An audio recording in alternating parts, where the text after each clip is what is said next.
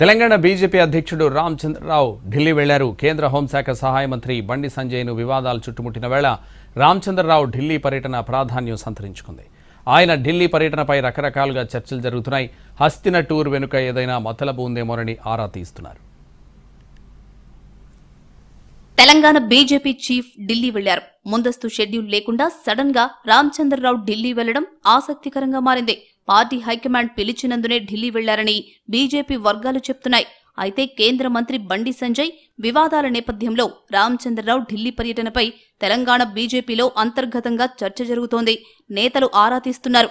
ఢిల్లీలో పార్టీ పెద్దలను కలవనున్నారు రామచంద్రరావు. పార్టీ సంస్థాగత జాతీయ ప్రధాన కార్యదర్శి బిఎల్ సంతోష్ ను కలిసి ఉంటారనే మాట పార్టీ వర్గాల్లో వినిపిస్తోంది.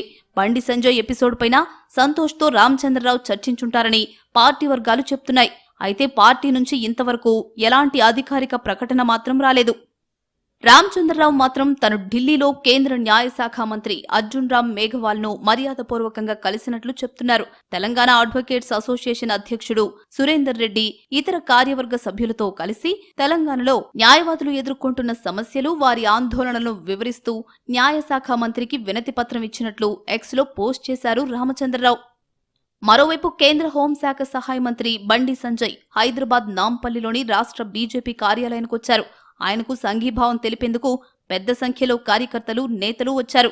తనను కేంద్ర మంత్రివర్గం నుంచి బర్తరఫ్ చేయాలన్న డిమాండ్లతో పాటు కొత్త పార్టీ పెడతారు అనే ప్రచారంపై సంజయ్ స్పందించారు. అదంతా ఫేక్ ప్రచారమని కొట్టిపారేశారు. తన బర్తరఫ్, arrest KTR fake media factory సృష్టి అని మండిపడ్డారు. కొత్త పార్టీ పెట్టాలనేటువంటి ఫాల్తు ఆలోచనలు రావు నాకు. అటువంటి ఫాల్తు రాజకీయ నాయకుని కాదు.